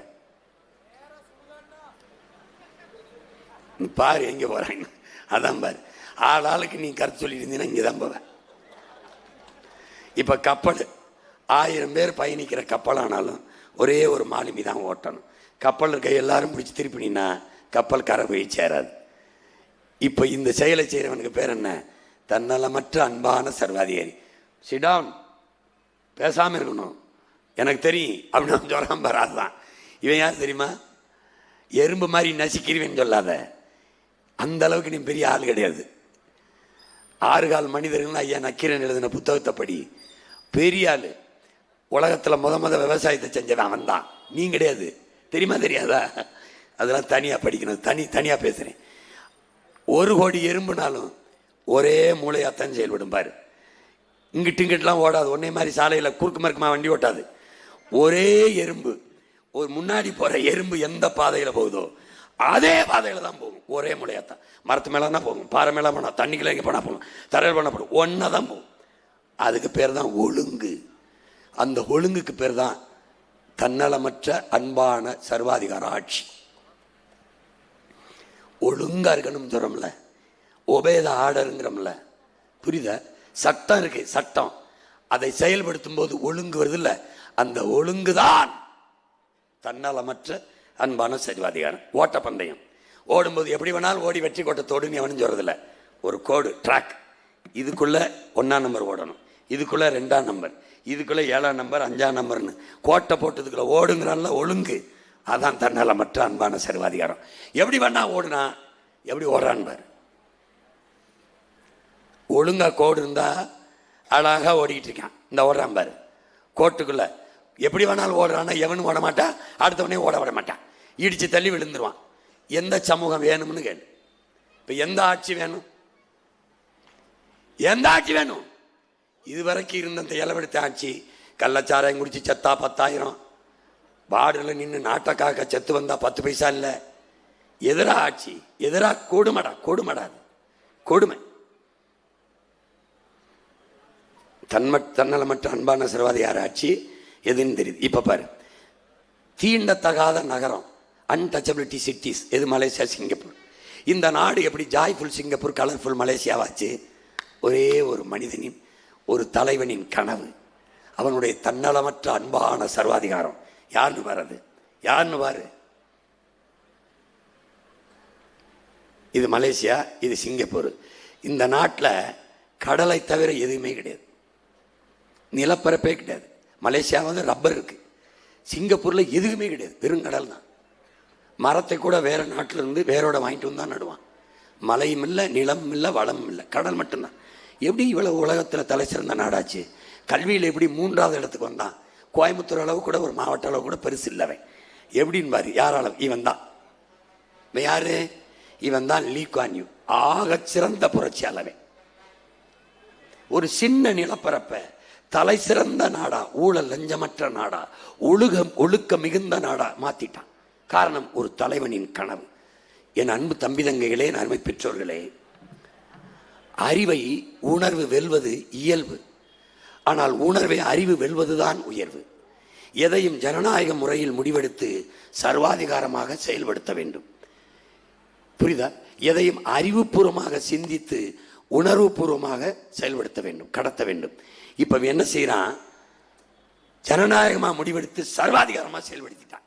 அதனால நாட்டை செதுக்கிட்டான். பாரு, merdeka! Lagi sekali yang bersemangat merdeka! 10 years from now, 10 ஆண்டுகளில் உலகின் தலை சிறந்த நாடாக மாற்றி காட்டுவேன் லீ குவான் யூ சிங்கப்பூரில் சொன்னதை இந்த கொங்கு மண்டலத்திலே, கோவை மண்ணிலே, மேட்டுப்பாளையத்திலிருந்து உன் மகன் சொல்கிறேன். அதே 10 ஆண்டுகளில் இந்த நாட்டை, என் தாய் நாட்டை, தமிழ்நாட்டை உலகத்தின் தலை சிறந்த நாடாக மாற்றி படைப்பேன். இது எனக்கு உயிர்ப்பால் ஊட்டிய என் தாய், அறிவிப்பால் ஊட்டிய என் தாய் தமிழ், என் உயிருக்கு மேலாக நான் நேசிக்கிற என் உயிர் தலைவன் மேதகுவே பிரபாகரன் மீது சத்தியமாக சொல்கிறேன், நான் செய்வேன். 10 ஆண்டு பசுமை திட்டம், பல கோடி பண திட்டம், பசுஞ்சோலை சாலைகள், பசுஞ்சோலை பள்ளிகள், நிலமும் வளமும் சார்ந்த தொழிற்சாலைகள், படித்தவன் படிக்காதவன் அனைவருக்கும் அரசு வேலை. இனி படிக்காதவன் என்ற நிலையை உருவாக்குவது எங்களின் அடுத்த வேலை. வேலை இல்லை என்ற சொல்லுக்கு வேலை இல்லை, வறுமைக்கு வறுமை, பசிக்கு பசி. இந்த பைந்தமிழன் ஆட்சியிலே எழுதி வச்சு நடக்கும். this will be a metropolis. Never fear. The next 1000 years, we will be here. இந்த 1000 ஆண்டுகள் நாம் இங்க இருப்போம். முதல் இடத்துல இங்க நான் பாரு என்னென்ன பேசுறான் பாரு. We will be here. Recognizable! அடையாளம் காணும் வகையில் வாழ்வோம்ங்கிறான். 1000 ஆண்டுகள் தாண்டாலும், ஆனால் நீ உன் அடையாளத்தை தொலைச்சி நிற்கிற. உன் மகன் வந்து சிதைந்த அழிந்த உன் மொழியை மீட்டு உண்மையிலேயே தமிழர் நாடாக மாற்றி மறைக்கப்பட்ட உன் வரலாற்றை மீட்டு எழுதி வரலாற்று தான் ஒரு இனத்தின் குணத்தை உயிரோட வச்சிருக்கும். வரலாற்றை மறந்த இனம் சுடுகாட்டில் இறந்த பிணம்ங்கிறான் ஹோசிமின். வரலாற்றை படிக்காதவன் வரலாற்றை படைக்கவே முடியாது என்கிறார் புரட்சியாளர் அண்ணல் அம்பேத்கர். வரலாற்றில் தெளிவு பெறாத எந்த இனமும் எழுச்சியுற முடியாது என்கிறான் லெனின். வரலாறு தான் எல்லா தேசியத்திற்கும் வழிகாட்டும். வரலாறு என்பது தலையில் கிரீடம் சுமப்பதோ பட்டாடை அணிவதோ அல்ல, தழும்புகளை தடவி பார்த்து தவறுகளை திருத்திக் கொள்வது. ஏன் மகன் தனிச்சு நிற்கிறேன்? படிப்பினை. கற்றறிவை விட பட்டறிவு மேலானது படிப்பினை. யார்? என் முன்னவர்கள் பட்டது. அரசியல் விடுதலை, அரசியல் ரெவல்யூஷன், பொலிட்டிக்கல் மாறுதல், பொலிட்டிக்கல் ரெவல்யூஷன் என்று வந்தார் எங்க ஐயா ராமதாஸ். அதே நோக்கத்தில் வந்தார் என் அண்ணன் திருமாவளவன். அதே எண்ணத்தில் வந்தார் என் அண்ணன் வைகோ. அதே மாதிரி வந்தார் என் அருமை சகோதரன் என் அண்ணன் விஜயகாந்த். என்னாச்சு? தனித்து நிற்கும் போது பெற்ற செல்வாக்கை கூட்டணிக்கு போனபோது இழந்தார்கள். 10.5 விழுக்காடு வச்சிருந்தார் மதிப்புமிக்க நம் அண்ணன் விஜயகாந்த். இன்னைக்கு என்ன விழுக்காடு வாக்கு இருக்குன்னு நினைக்கிறேன்? என்ன இருக்குன்னு நினைக்கிறேன்? தானிச்சு நிற்கும் போது 6 விழுக்காட்டுக்கு மேலே வாக்கு வச்சிருந்தார் என் அண்ணன் வைகோ. இன்னைக்கு என்ன வாக்கு? ஏன் உன் மகன் இன்னைக்கு 8.22 8.5 விழுக்காடு. எதனால எனக்கு உயருது? 4.5 லட்சம் வாக்கை முதல் தேர்தலில் சந்தித்தவன் 10 ஆண்டுகளில் 36 லட்சம் வாக்கை தொட்டு 3வது பெரிய கட்சியாக, ரிஜிஸ்டர் பார்ட்டி அல்ல, ரெகக்னைஸ்டு பார்ட்டியாக நிற்கிறான் என்றான். காரணம் என்ன? தனித்து நிற்பதால் என் மக்கள் என்னை நம்புறான். கூட்டணி வைத்தால் இந்த பண்ணியும் பீதாந்திங்கம்னு போயிடுவான். அவன் நம்புறான்டா, என் மகன் சீட்டுக்கு நோட்டுக்கு அலைய மாட்டான், நாட்டுக்காக நிற்பான் என்று நம்புறான். அதனாலதான்டா ஓட்டுக்கு காசு கொடுக்காத போதும் எனக்கு ஓட்டு போடுறான். டேய், உலக வரலாற்றில் வாக்குக்கு காசுதாரன் என்று வாக்கு கேட்கிற இந்த கூட்டத்துக்கு இடையிலே வாக்கு கேட்கிற போற என் பிள்ளைகளுக்கு 1000, 2000, 500, 300, 400 என்று காசை கொடுக்கிற என் தாய் தந்தை நிறைந்த இனமடா இது, நிலமடா. என் பிள்ளை என் அப்ப 2000 கொடுக்குறான், தாத்தா வேணாப்பா வேணாம், 1000 ரூபாய் போதும் என்று. இல்லத்தா நீ வச்சுக்க. இப்படி மாண்பு மிக்க மக்களை பெற்ற இனமடா வைத்தியக்கார. திருக்கோயிலூர்ல பேசிட்டு இறங்கும்போது ஒரு தம்பி குறுக்க ஓடியாந்தான். ஐயா அண்ணா இந்தானா ஐயா, கண்ணு கலங்குதடா. ஒரு வாரமாக எங்கள் அண்ணனுக்கு கொடுக்கணும்னு நான் முடி வெட்டவன், நான் முடியை வெட்டி சேமிச்சேன்னாங்கிறான். அந்த மகனுக்காக இந்த மகன் இந்த மண்ணிலே முடி சூடு வந்தா இந்த மண்ணில். அந்த மகனுக்காக சின்ன பிள்ளைகள் ஆத்தாளப்பன் தின்பண்டம் வாங்கி கொடுக்கிற காசை சேர்த்து 5000 10,000 பெரியப்பா உன் தேர்தல் செலவுக்கு உண்டியலை கொடுக்குறான்டா. அவனுக்கு அதான்டா நிற்கிறேன் தேர்தலில். நீ போட்டா போடு, போலேனா போடா, அவன் வருவான்டா. நான் சொன்னேன், என்னுடைய சட்டமன்ற உறுப்பினரும் பாராளுமன்ற உறுப்பினரும் பள்ளிக்கூடத்தை படிச்சுக்கிட்டு வந்தான் பாடுறா. இந்த இடத்துல 2 மாதம் 3 மாதம் குறைஞ்சி போச்சுரா என் பிள்ளைகளுக்கு, டாக்டர் படித்த பிள்ளைகளுக்கு. எம்பிக்கு நிறுத்துறேன் பாரு, ஒட்டுக்கு அங்கே கிடிச்சு இங்கே இடிச்சு ஆள் பிடிச்சிருந்தா என்கிட்ட இருக்கிற பிள்ளைகளுக்கு அம்பிட்டு அறிவிடா. என்னைய பரவாயில்லைன்னு ஆக்கிடுவாங்கடா அவங்க, அம்பிட்டு பேசுவாங்க. சாதாரண இனம் நினைக்கிறேன் நீ. 20,000 ஒரு தாய் வந்து கூப்பிட்டு என் தம்பிட்டு கொடுத்து பாடா. 20,000 நீ 2,000 ஓட்ட வைக்கிற. என் தாய் இந்தாடா 20,000 வச்சு வேலை செய்யடா மகனே.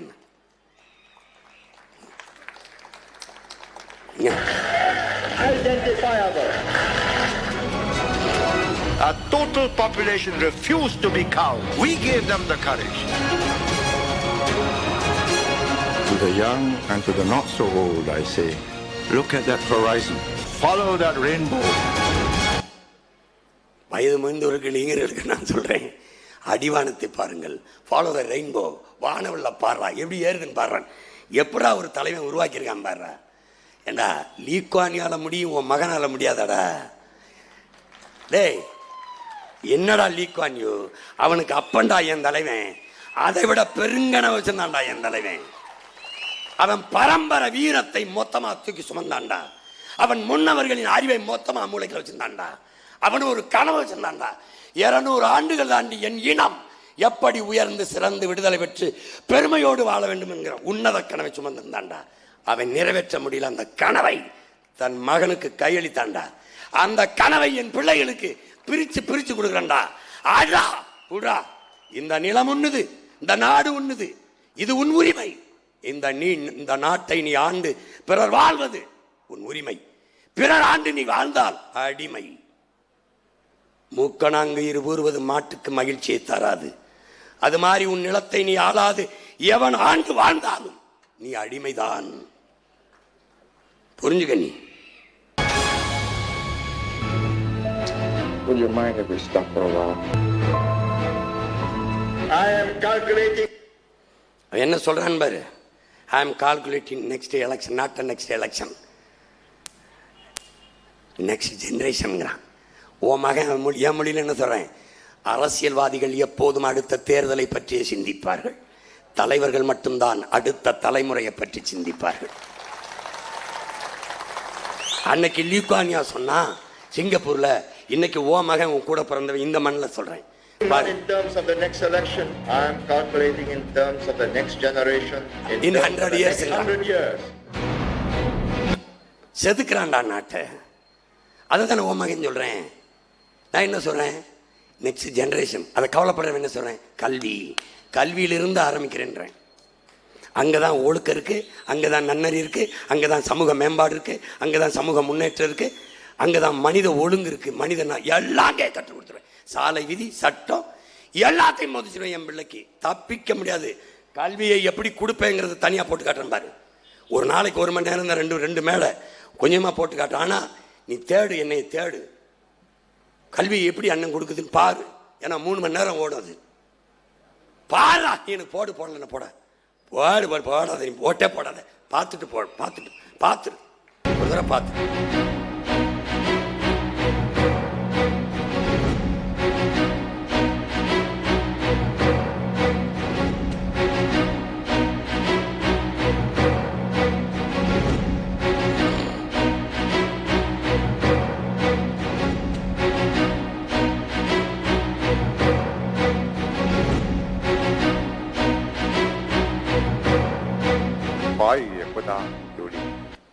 அவரது நம் பிள்ளைகளுக்கு தாய்மொழி கல்வியை கொடுக்கணுங்கிறார். அதே தான் உன் மகனும் சொல்கிறேன். தாய்ப்பால் குழந்தைக்கு எவ்வளோ முக்கியமோ அவ்வளோ தாய்மொழி கல்வி முக்கியம். தாய்மொழி தான் சிந்தனை மொழி. அந்த மொழியில் கல்வி. பயிற்று மொழி தமிழ், பாடமொழி கட்டாய பாடமொழி ஆங்கிலம். உலகத்தின் எல்லா மொழியும் என் பிள்ளைகள் விரும்பினால் கற்போம், கற்றுக் கொடுப்போம். எங்கள் கோட்பாடு உலகின் எம்மொழியும் கற்போம், நாங்கள் வாழ. எங்கள் மொழி தமிழ் கற்போம், எங்கள் இனம் வாழ. விரும்பினால் உலகின் எம்மொழியும் கற்றுக்கொள்வோம். ஆனால் எங்கள் மொழி தமிழின் மீது உயிருக்கு மேலாக பற்றுக்கொள்வோம். அவ்வளவுதான். ஆங்கிலம் படிக்க கூடாது என்பதல்ல எங்கள் நிலைப்பாடு. ஆங்கிலத்திலேயே படிக்க கூடாது, அதான் எங்கள் கோட்பாடு. எந்நாட்டு அறிவியலை, எந்நாட்டு வரலாறு, எந்நாட்டு புவியியலை, எந்நாட்டு வேளாண்மையை எதற்கு நான் ஆங்கிலத்தில் படிக்கணும்? கோவை வேளாண் கல்லூரியில் எதுக்கு ஆங்கிலம் பயிற்றுமணி? அமெரிக்கா ஆஸ்திரேலியாவில் போய் நெல் இப்படி விளை வைக்கிறது, கத்தரிக்காய் வெண்டைக்காய் இப்படி விளை வைக்கிறது, அங்கே போய் விளை வைக்க போறேன்னா, இல்லை பொள்ளாச்சிலையும் சூலூர்லையும் விளை வைக்க போறேன், நான் மேட்டுப்பாளையத்தில் வைக்க போறேன்னா, எனக்கு அதுக்கிட்ட இங்கிலீஷு ஏண்டா? அடுத்தனை மொழி எப்படி அறிவாக எனக்கு? English not a knowledge, a language, just a language, not a knowledge. ஆங்கிலம் ஒரு மொழி, அறிவல்ல. வெள்ளை என்பது நீளம், அழகல்ல. முதல்ல உளவியலா அப்படி நிமிரு, அப்படி நிமிரு.大家都了解，需要减轻每一个儿女的负担。如果让这样的制度下去，新加坡的社会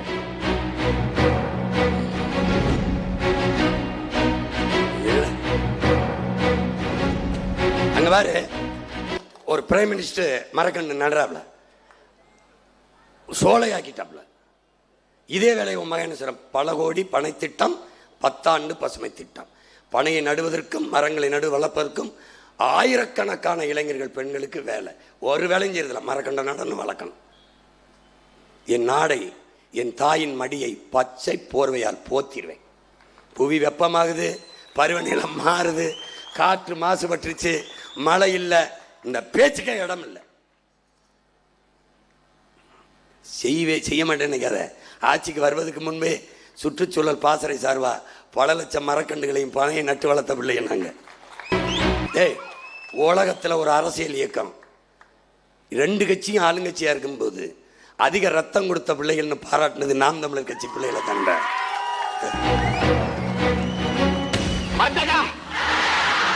Lagi sekali yang bersemangat, merdeka!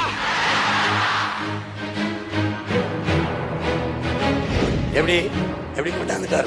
Stop it. Get back to work. Restore discipline. Then argue your case.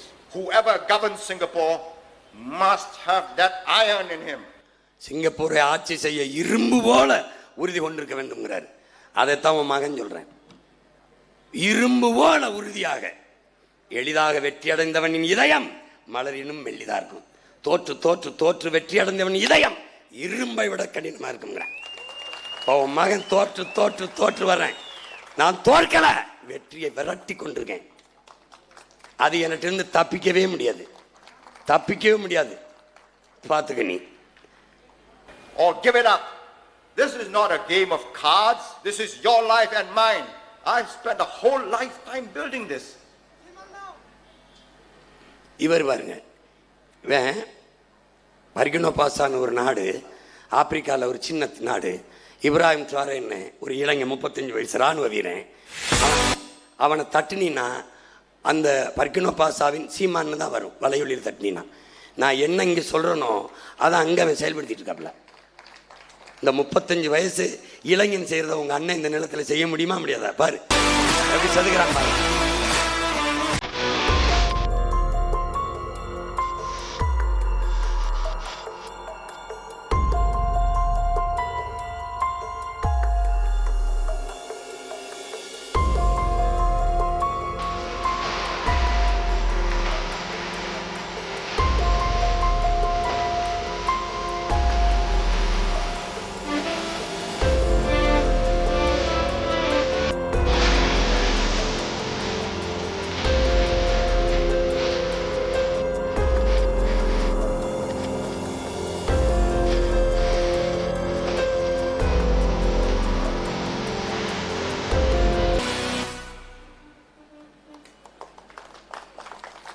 ஒழுக்கம் பாரு, ஒழுக்கம். இதனாலதான் ஜப்பான் உலகின் சிறந்த டிசிப்ளின் நாடாக மாறி இருக்கு. இங்கு நன்றியை தெரிவிக்க தலை வணங்கும் பழக்கத்தையும் பொது இடங்களில் கைகளை எப்போதுமே சுத்தமாக வை.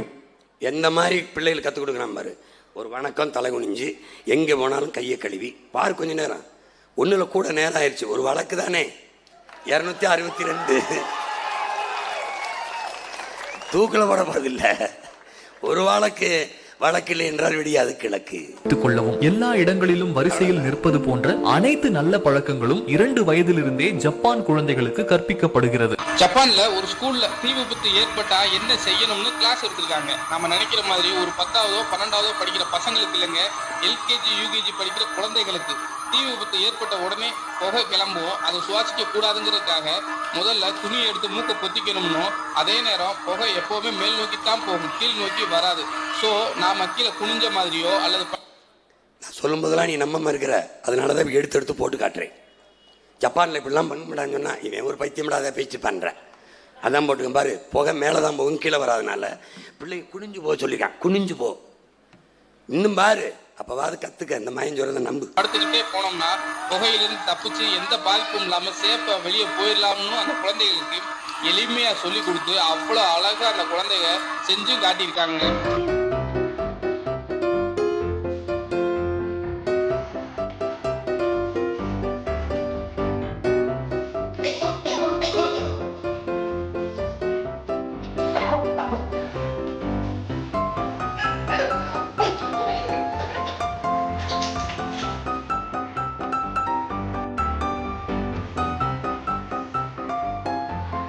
எப்படி கற்றுக் கொடுக்குறான் பாரு. இதை என் பிள்ளைய என் கட்சி கூட்டம் முடிஞ்சோன்னா பார்ப்பேன், என் பிள்ளைகளே போத்திரம் எடுத்து போடும், இதான் அடுக்கும். புரியுதா?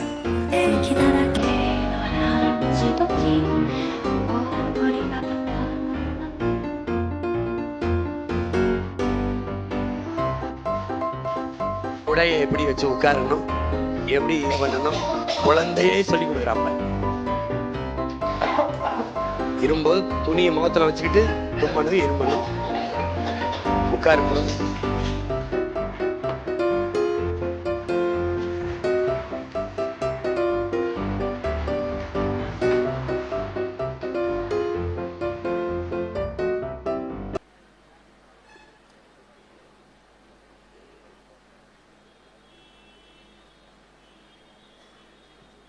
எவ்வளவு நேரம் இருக்கு? 3 நிமிஷம் தானே.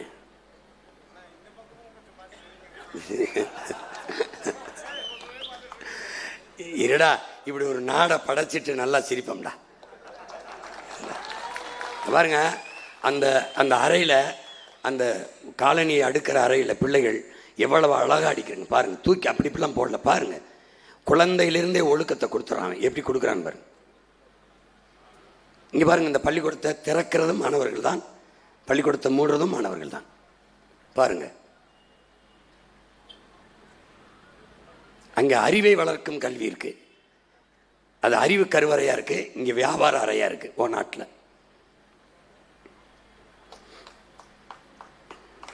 பாரு, யாரு மூடுறா பாரு பள்ளிக்கூடத்தை. பொறுப்பை அங்கிருந்தே கொடுத்துட்றான். அவன்தான் சிறந்த தலைமை பண்புள்ள மகனாகவும் மனிதனாகவும் வருவான். இராணுவ கட்டுப்பாடான ஒழுங்கு உபேத ஆர்டருங்கிறோம்ல, அதை தான் அந்த பாரு. இதாண்டா தன்னலமற்ற அன்பான சர்வாதிகாரம். அப்படி நில்லு, அப்படி நின்று, அப்படி ஒரு ஒழுங்கு இருக்குல்லடா, ஒழுங்கு. அதான்டா அதான் நாடு. எப்படி வேணாலும் போ.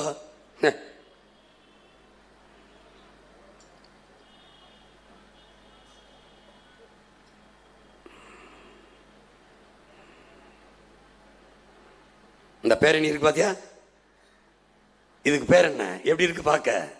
இது மாதிரி ஒரு நாடு இருக்கணும்னா தன்னலமற்ற அன்பான சர்வாதிகாரியால தான் இது மாதிரி செதுக்க முடியும்.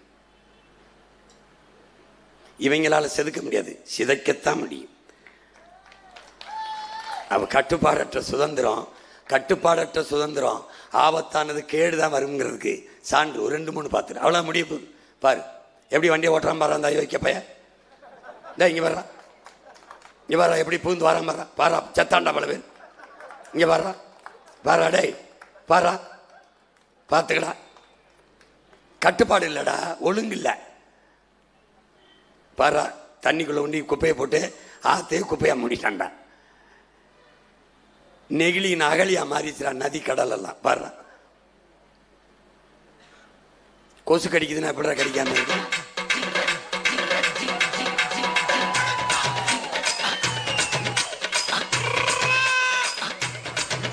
யாரு வீரன்? நம்ம நாட்டு வீரன். வீரனுக்கு அப்பா யாரு? நம்ம அப்பா. போதையின் பாதையில் போகாதீர்கள். ஒரு அப்பாவா நான் கேட்கிறேன். எந்த அப்பா சாராய கடையை திறந்து விற்பார்? அப்பா அப்பா என்னப்பா பாரு, அவனை பாரு, என்ன பாரு. தமிழ் குடிமகன்டா, தமிழ் குடிமகன். அவ்வளவுதான்டா, முடிஞ்சிருச்சான், முடிஞ்சிருச்சான், அவ்வளவுதான்டா. மக்கள் ஒழுக்கமாக இருக்க இந்த மாதிரி 4 பேரை ஏற்றிக்கிட்டு ஒரு தலைக்கவசம் கூட அணியாம போறாப்புல. இதெல்லாம் சேட்டை தானே. இங்க பாரு, கோட்டை தாண்டி வந்து நிக்கிறாப்புல. இங்க பாரு 4 பேர் பாரு.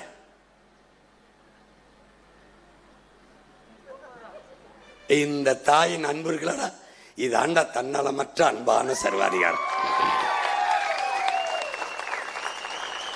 அதனால முன்னாடி இருக்கிற என் சொந்தங்களின் கருத்துக்கானவன் அல்ல உங்கள் மகன், உங்களின் நலனுக்கானவன்.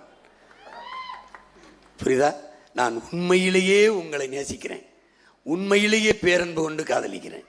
அதனால தான் நான் உங்களை நம்பி நம்பி இந்த களத்திலே தொடர்ந்து நிற்கிறேன். அதை கவனிச்சுக்கணும். நீ எப்படின்னு கேளு, எல்லாரும் மாநாட்டிலையும் சாகுது. 6-7 லட்சம் பேர் கூடியிருக்காங்க திருச்சியில். நாங்கள் எப்படி கூடணும், எப்படி கலைஞ்சோம், ஒரு தடம் இல்லை. எப்படி எப்படி இங்கே பாரு, ஆற்றுல ஆண்டுதோறும் அழகர் இறங்குறாரு. 15 லட்சம் பேர் கூடுறோம். எங்கள் அழகர் காவல் நிலையத்தில் எனக்கு உரிய பாதுகாப்பு கொடுக்கலன்னு கேட்கல, ஒருத்தனும் சாகலை. ஏன்? பக்திக்கு என் மக்கள் பக்தியில் கூடுறான். நாங்கள் 7 லட்சம் பேர் கூடியிருக்கோம், ஒரு சின்ன தொல்லை இல்லை. காரணம், நாங்கள் கொள்கைக்காக கூடுறோம். மற்றது எதுக்கு கூடுதுன்னு நீ பார்த்துக்க. என் அன்பு சொந்தங்களே, அறிவார்ந்த எனது தம்பி தங்கைகளே, பேரன்பு கொண்ட என் பெற்றோர்களே, இந்த நிலத்தில் உங்கள் பிள்ளைகள் மகத்தான கனவை சுமந்து மனதுக்குள் அதை வைத்து ஒரு சிற்பி போல செதுக்கி செதுக்கி இந்த நிலத்திலே ஆகச் சிறந்த நாடாக மாற்றி படைக்க பெருங்கனவோடு நிற்கிறோம். அதனால் உங்களுடைய மதிப்புமிக்க வாக்கை இந்த மண்ணிலே கோவை மண்டலத்திலே போட்டியிடுகிற என் அன்பு பிள்ளைகளுக்கு வாக்கு தந்து நீங்கள் வெற்றி பெற செய்ய வேண்டும். எங்களின் வெற்றி உங்கள் வெற்றி, உங்கள் பிள்ளைகளின் வெற்றி. இங்கே மேட்டுப்பாளையத்தில் போட்டியிடுகிற என் அன்பு தம்பி இளங்கலை வணிக நிர்வாகம் படித்த கோபாலகிருஷ்ணன் அவர்களுக்கு விவசாய சின்னத்திலே வாக்கு தந்து வெற்றி பெற செய்யும். கவுண்டம்பாளையத்திலே போட்டியிடுகிற என் அன்பு தங்கை கலாமணி ஜெகநாதன் அவர்களுக்கு விவசாய சின்னத்திலே வாக்கு செலுத்தி வெற்றி பெற செய்யுங்கள்.